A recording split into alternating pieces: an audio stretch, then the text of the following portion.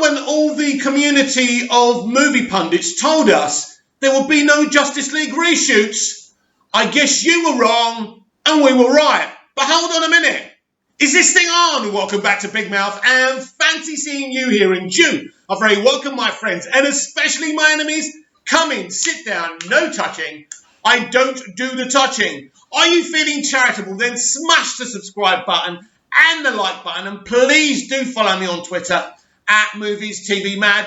And please, if you're a supporter of me and this channel, share this video, share all the videos, share the channel, and tell people what an awesome job I'm doing without any editing software, without any marketing. 80 views yesterday and counting, over 100 the day before. Yes, I know this is embarrassing, but that's higher than it's been in a while. So what a jam-packed episode of the DC Multiverse Daily we have for you today. And welcome to Thursday's edition of the DC Multiverse Daily, because guess what? To no surprise to the fandom, we are getting Justice League reshoots. No, we're not back in 2017. Zack Snyder's Justice League is going back to shoot some new sequences, and the Hollywood Reporter have got it covered, although it seems it's a bit of a dodgy title. Zack Snyder planning new Justice League shoot amid Ray Fisher claims. So already I think anyone from the fandom's thinking, this is weird. Why mention, Ray Fisher and his claims? This is an exciting thing. So let's read on. Warner Media's investigation into allegations of misconduct on the 2017 film may impact how the Snyder Cut and spin-off The Flash proceed. No, there is no impact whatsoever. But anyway, in October, director Zack Snyder will roll cameras for his extended cut of Justice League, working for Warner Media's HBO Max division on restoring his vision of the maligned 2017 movie that he exited because of a family tragedy. The shoot which will turn the Snyder Cut into a 4-episode limited series, is expected to bring back Ben Affleck as Batman, Henry Cavill as Superman, wow, and Gal Gadot as Wonder Woman for new scenes. Also set to appear on the call sheet for what is expected to be a week or so long shoot is Ray Fisher as Cyborg. Now, obviously, if it's just a week, there's not much to do, but we've only got their word that it's for a week. Just remember that. The latter is noteworthy because Fisher is in a public dispute with sister Warner Media division, Warner Brothers. No, it ain't a sister company. Warner Media and AT&T own Warner Brothers Pictures anyway, which he accuses of permitting Joss Whedon, the director who took over from Snyder, to engage in misconduct and abuse while reshooting Justice League. Fisher also claimed that executives John Berg and Jeff Johns, who both have since left the studio, well, not really, enabled Whedon's behaviour. Warner Brothers declined comment. Warner Media remains in business with Whedon, whose new show, HBO sci-fi drama The Newers, is back in production in London. Ooh, so Warner Brothers are still connected. Now that's a good thing for what Ray Fisher is attempting to do, because they have the power to sever ties. But of course, they don't want to sever ties with John Berg, or Joss Whedon, because they have relationships with him, profitable ones. This is where the problem is, and this is why Warner Media are taking so long to get those independent investigators to investigate Ray Fisher's claims. For Fisher being cast as superhero Cyborg by Snyder was supposed to be the break of a lifetime. The actor went from fear to work one episode of television to land the character, who was first introduced in Snyder's Batman vs Superman Dawn of Justice 2016, then showcased more predominantly in Justice League. Cyborg was also get his own standalone movie, which was slated for 2020. But all that was years ago. Justice League disappointed at the box office, and a DC film shake-up saw Johns and Berg let go to be replaced by Walter Hamada, an executive from Warner's sister arm New Line. Fisher's dissatisfaction came to light June 29 when he shared a video clip of himself at 2017's San Diego Comic-Con praising Whedon, but writing on Twitter he'd like to retract every bit of his statement. On July the 1st, the actor elaborated, calling Whedon's behaviour on set gross, abusive, unprofessional and completely unacceptable. Fisher's remarks pushed Warner Media to investigate the claims, and on August the 20th he announced the company was looking into them. That led to a back and forth between Warner Media and Fisher about whether he was cooperating with the investigation. They claimed he wasn't. He said he was. In fact, it's Warner Brothers Pictures that had the back and forth and not Warner Media. On September the 4th, Fisher tweeted that Hamada, who had no connection to the previous Warner's or DC film regime, had privately disparaged Whedon and Berg to him in an effort to spare Johns. The studio responded with a statement of its own claiming Fisher had not cooperated with the investigation, and Fisher fired back with a screenshot of an email that seemed to show he had indeed met with an investigator who also wrote Warner's has escalated this to an entirely different level. But I'm ready to meet the challenge. On September the 14th, Aquaman's Jason Momoa reignited Fisher's claims of misconduct, writing on Instagram, "It needs to be investigated and people need to be held accountable." Momoa's wading into the delicate issue is said to have caught both the studio and his own team off guard, as the actor and studio are preparing to shoot Aquaman 2 early next year. It makes no difference what Jason says, nothing changes. Insiders recalled to The Hollywood Reporter that the Justice League reshoots conducted by Whedon were a messy and hastily assembled affair. Snyder left the project in May 2017 ahead of a November release date. Whedon had to cram an extensive rewrite and reshoot and take over post-production. One person present at the reshoots described a set filled with tension and says the director was difficult with actors. Well, let's be honest, most directors are difficult with actors.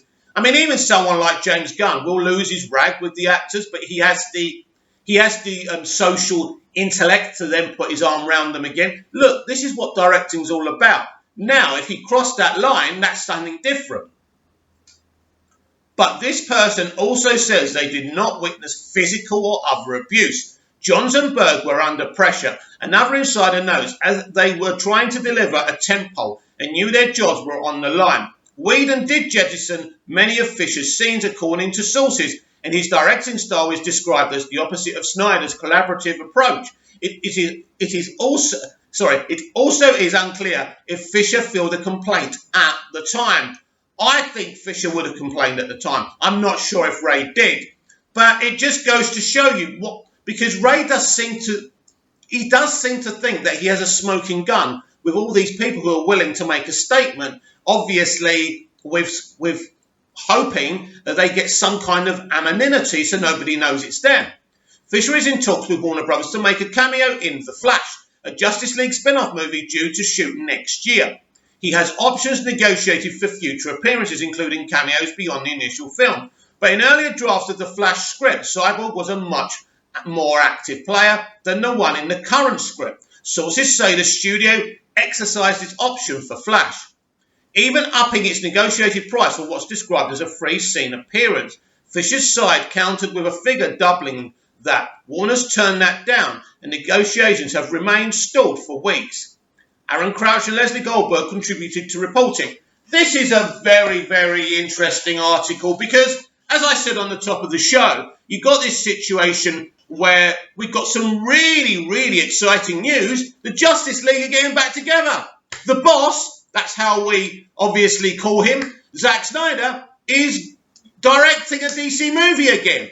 You know, reshoots for about a week, according to them. Well, as I say, isn't very much. I want you to imagine what a week of shooting is, as I have experience of these situations. If you remember Michael Rosenbaum, when he returned for the series finale of Smallville, I think he did 1 afternoon, 2 days, something like that.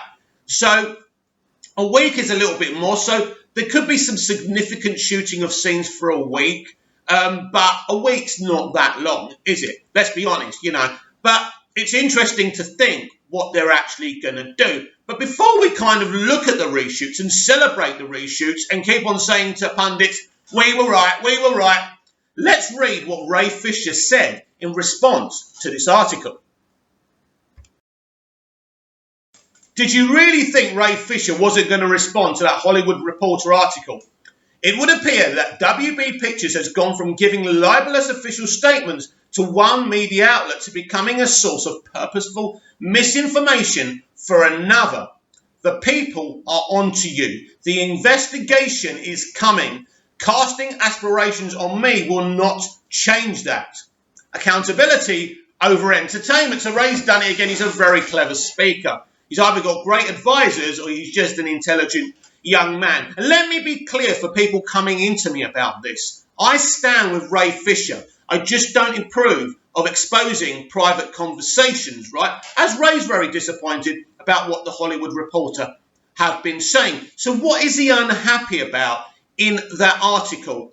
Is there obviously maybe something to do with the negotiations of of the Flashpoint movie? So what's he unhappy about? Well, obviously, what they're actually saying, he wants more money than they're willing to give him. So what they're trying to say is he's being greedy. Again, WB Pictures trying to paint Ray Fisher as a greedy diva who only cares about money and appearances, right?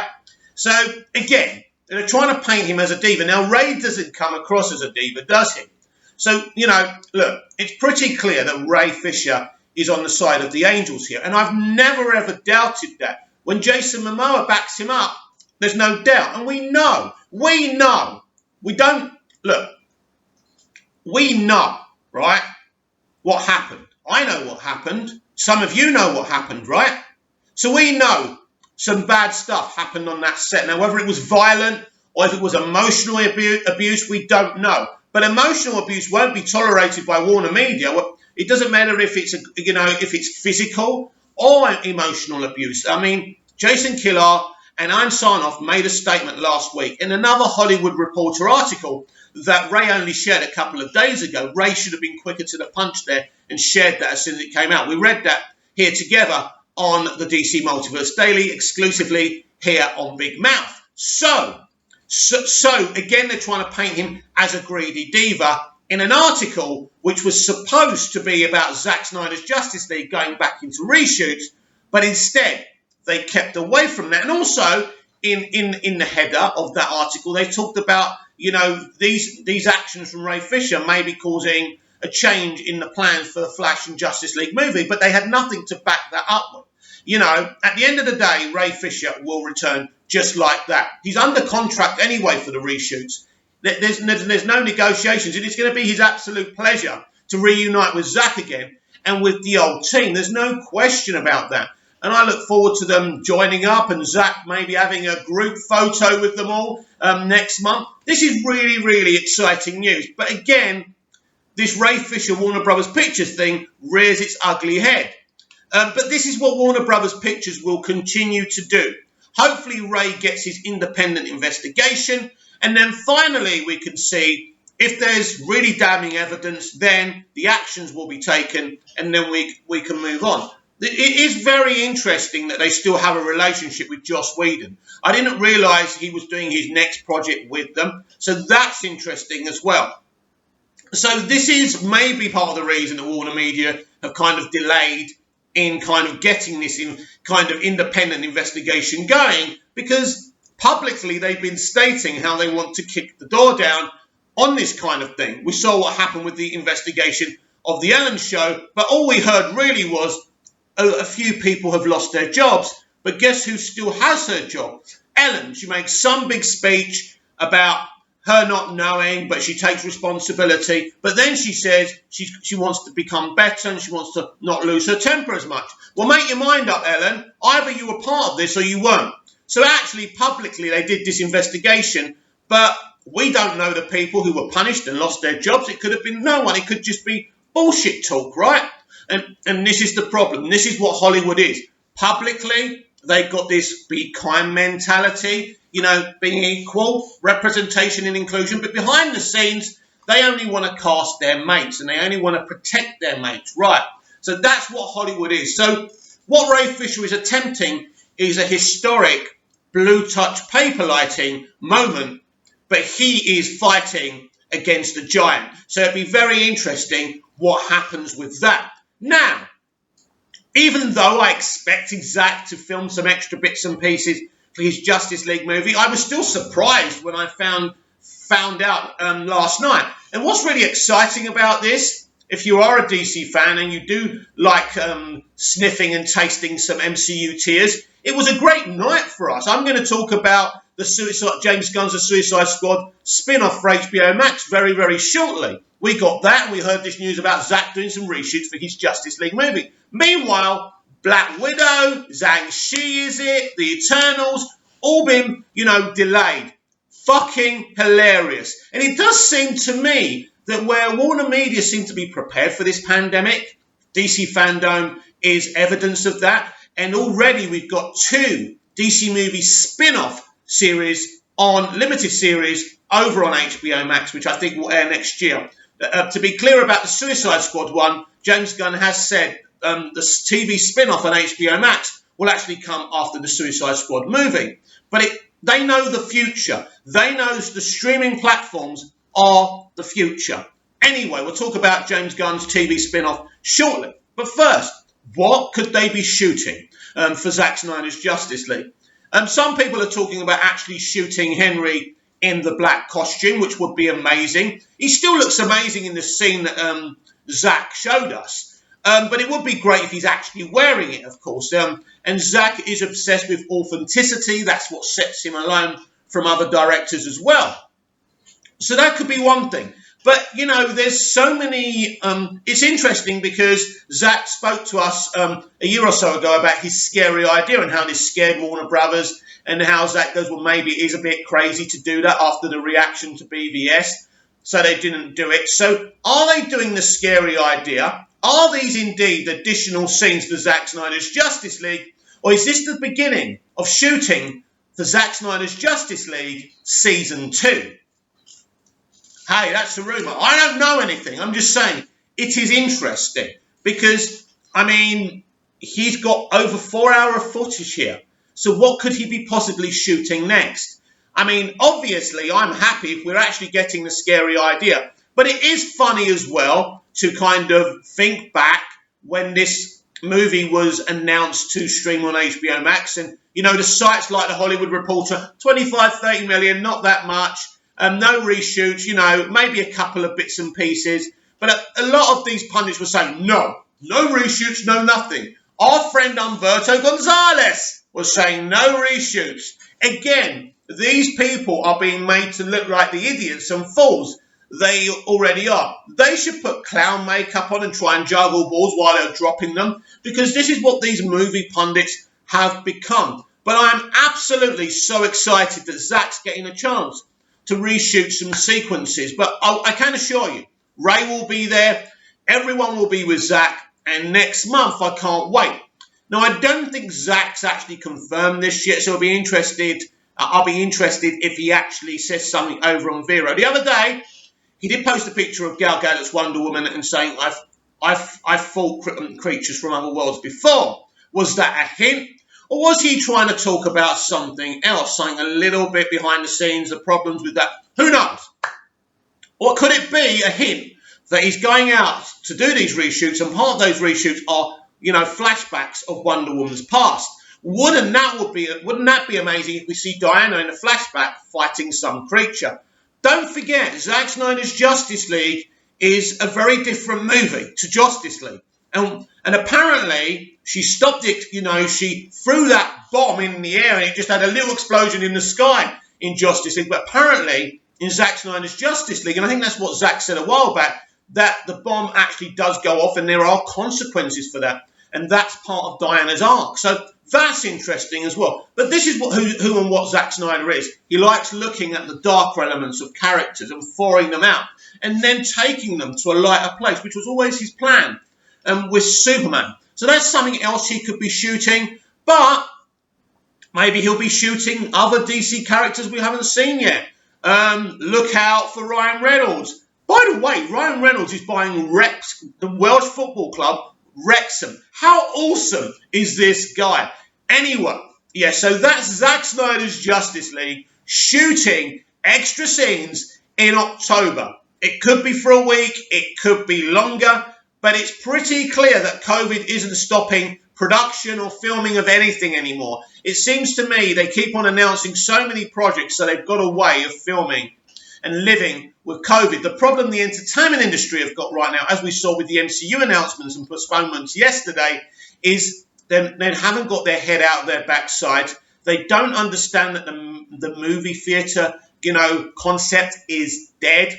I mean, a lot of people are predicting 2 years. 2 years where movie theatres can be safe again. You saw the results of Tenet. Over 200 million globally is great during a pandemic. But in terms of their bottom line, they're not even breaking even with that. So, the future is pay-per-view movies on streaming services like Prime Video.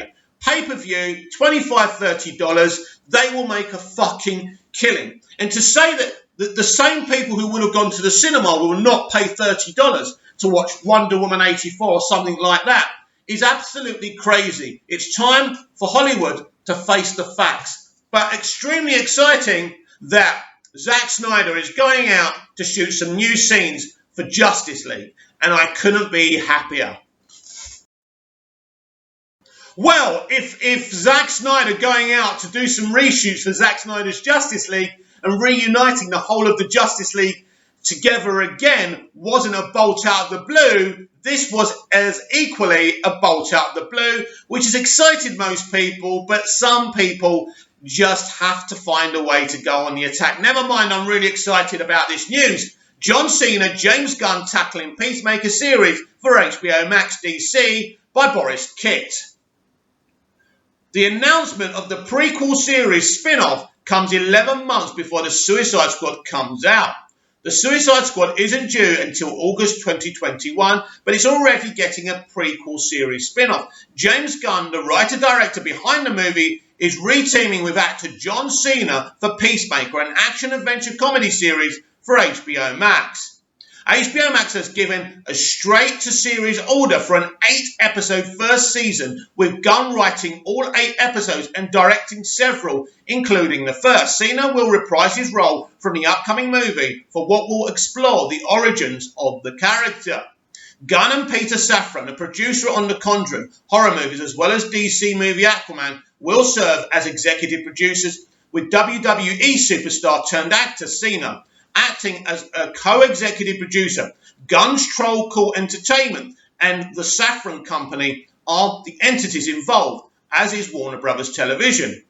The goal is to have Peacemaker go into production in early 2021 prior to Gunn beginning work on the rival Marvel Studios' third Guardians of the Galaxy movie.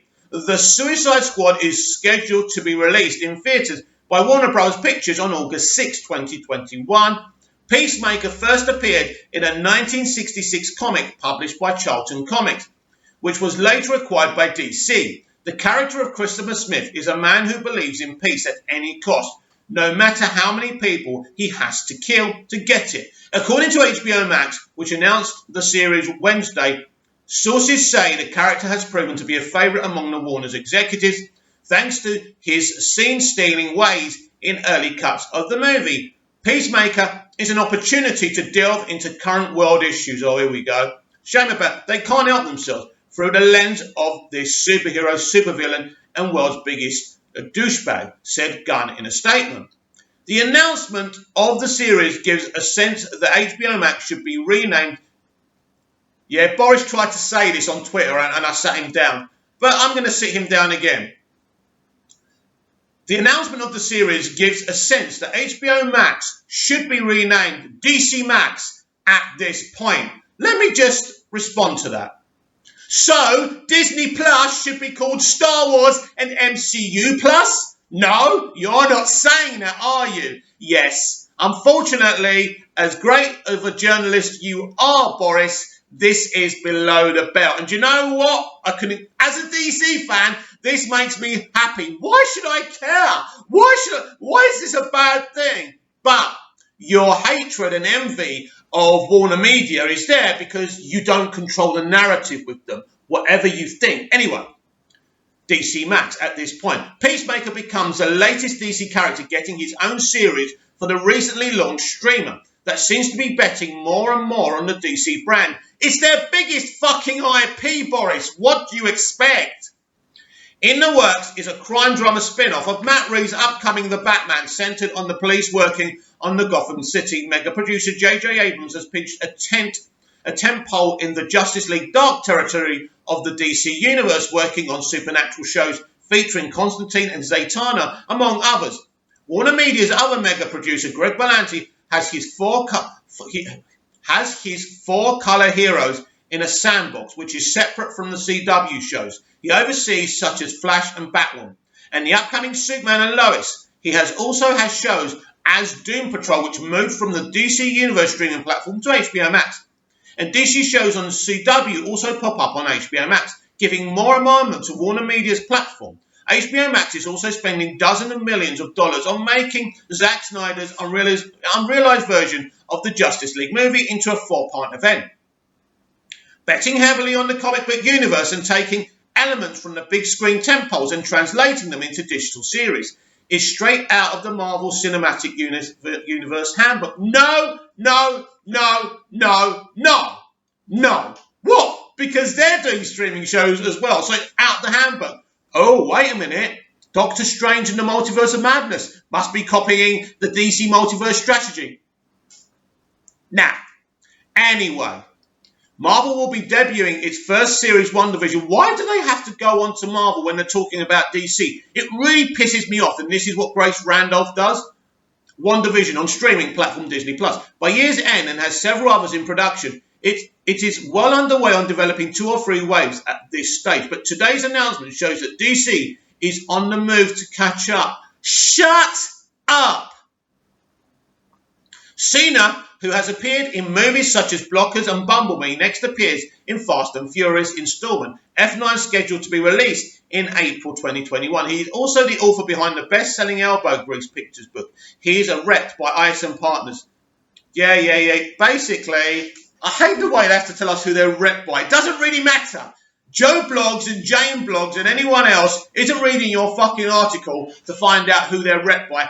Anyway, I do like Boris. Good, a good journalist and all that, but at the end of the day, he was going a bit, trying to say that DC were copying Marvel. Forget it. So anyway, this is really, really exciting news. From the moment I saw this sizzle reel on DC Fandom, very excited for this film. I think it is. I think the claims of it being the most different, saying that no superhero film has ever been made this way before. I am excited for this film. It looks amazing. Look, people love working with James Gunn, as they do Zack Snyder, because these are collaborative filmmakers. They listen to what their cast and crew say to them. They're not dictators. This was the problem with Joss Whedon. But the problem with Joss Whedon, we have to be fair, he took on a gig where he had a very short time to rewrite and reshoot stuff. It was an impossible gig. He should never accept it. But because he'd been booted out of the MCU, this was a great opportunity to get his hands on Batgirl. Not literally, hopefully. Sexist.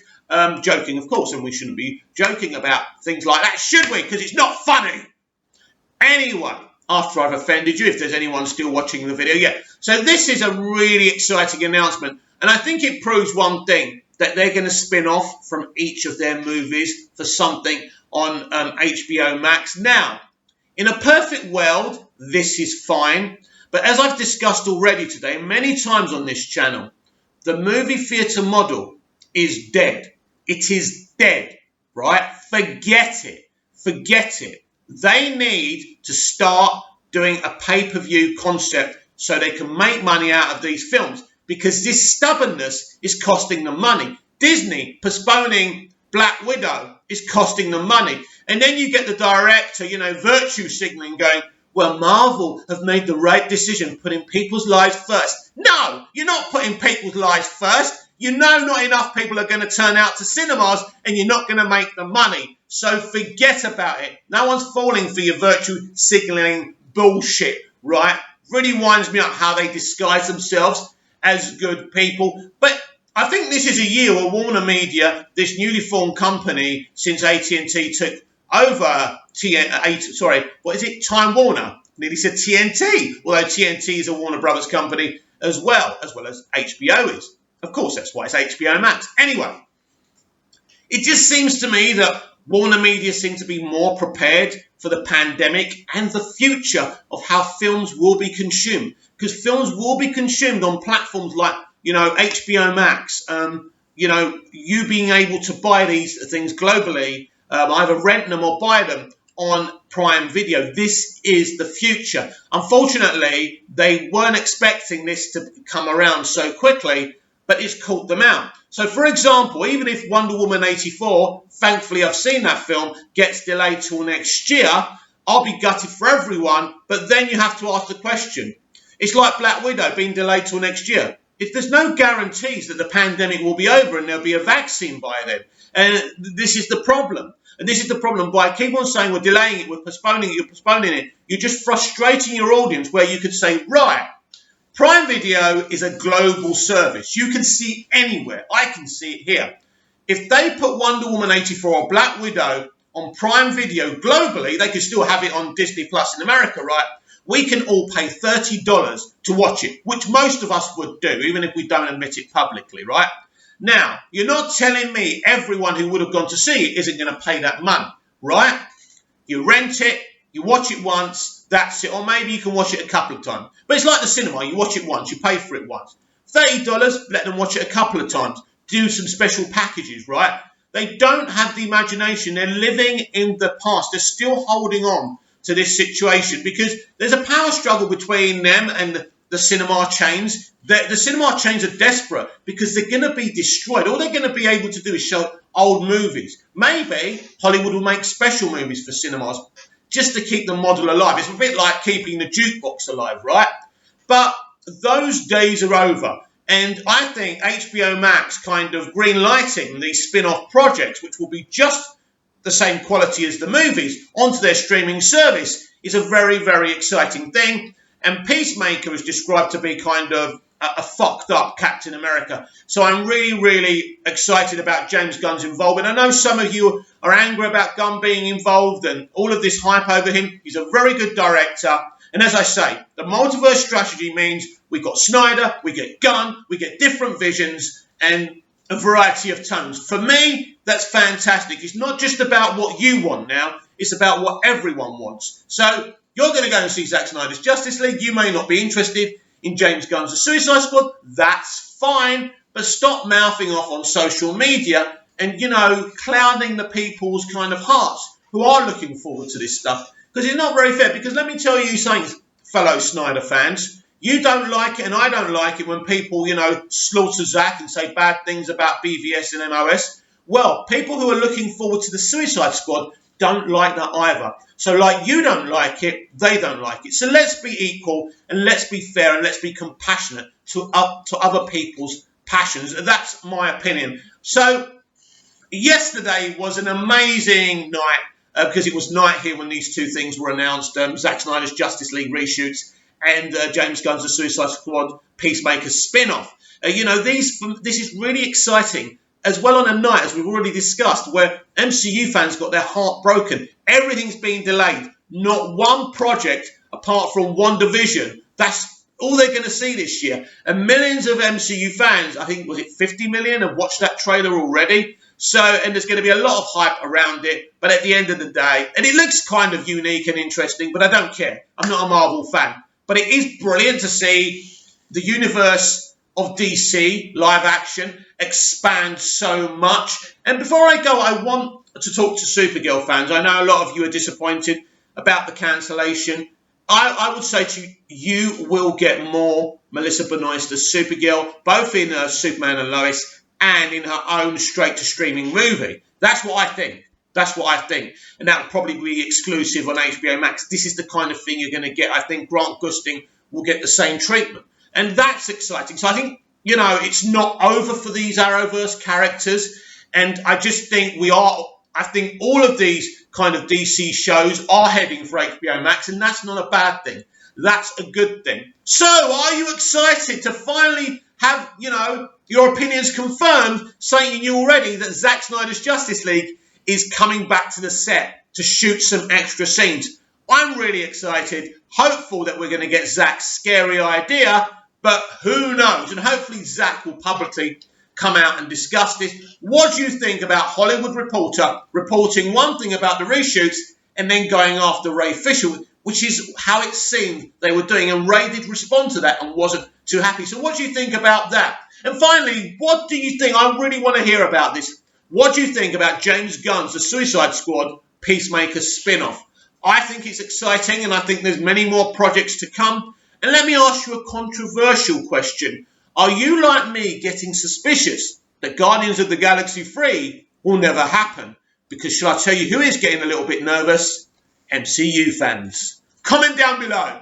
Like, share and subscribe.